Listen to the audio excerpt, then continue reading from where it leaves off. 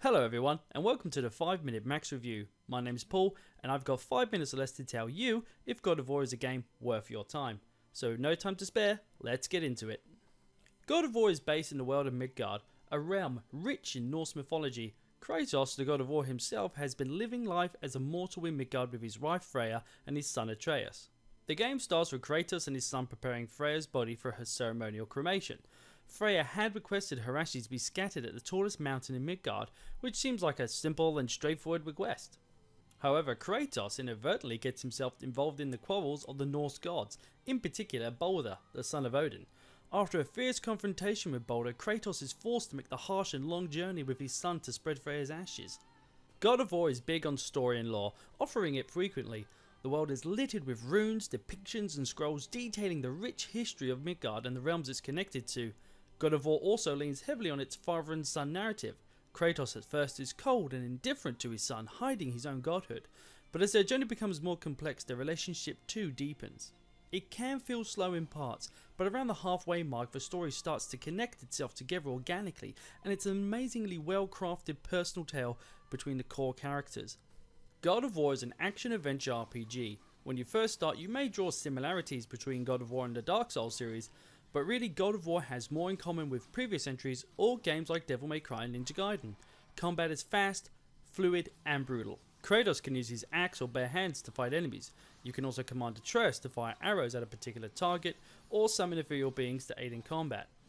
Both of the weapons that Kratos will be able to use are capable of performing runic attacks, powerful special attacks that have various properties attached to them. Kratos' weapons and abilities can also be upgraded via the skill tree with earned experience, generally affording new moves such as an attack whilst you're evading or lunging attacks. There is a lot of customization and optimization options open to the player as well. Runic attacks can be upgraded and you can purchase new armor or upgrade existing armor and weapons. Armor has slots that you can attach enchantments to, enchantments offering buffs and passive perks, and this is all just touching the surface of a layered and deep leveling system. As Kratos' stats are increased, his level rises, which is important to consider as enemies also have levels. Engaging the level icon by an enemy's health bar is important when it comes to prioritizing targets in the heat of combat. Looking deeper into combat, once you've invested a few hours in, the differences between God of War and Dark Souls becomes night and day. Kratos is a powerful character, capable of executing powerful combos on enemies, launching them into the air, maintaining them up there whilst he performs even more combos. God of War is an aggressive game. Most of the time the best defense is a good offense. Few enemies are able to match Kratos toe to toe, so weaker enemies tend to come in packs. Larger enemies such as trolls and ogres requiring the player to master evasion, fortunately the dodge mechanics are very forgiving, capable of cancelling combos. Kratos does have a powerful shield, but its usage is somewhat context sensitive, as larger enemies can break your guard leaving you wide open. It can be easy to forget about Atreus. Whilst he is able to perform attacks and abilities passively with no player input, directing Atreus to focus on a single powerful enemy opens up windows for Kratos to execute powerful attacks. God of War's combat feels like a breath of fresh air amongst the Dark Souls clones that have been appearing all over the place. It reminds me of games like Ninja Gaiden. The depth and execution of combat here is amazing and highly satisfying. Where God of War does draw back similarities to Dark Souls, however, is in exploration. There is hidden loot, money and upgrades littering the game world. Midgard is a huge place, and whilst the story takes you to many destinations, there are plenty of places to go off the beaten track.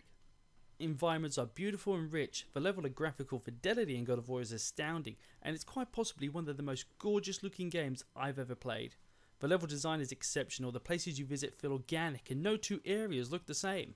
The puzzles that break up the combat may be simple on the surface, but they're also incredibly well thought out, especially towards the latter part of the game. If you're looking for replay value, there are additional difficulty modes, but even once you finish the game there are additional areas to explore and secret bosses to confront. The amount of content delivered by the God of War is amazing.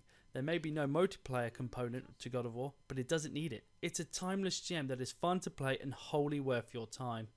I give God of War 5 out of 5 minutes. It's worth every minute of your time.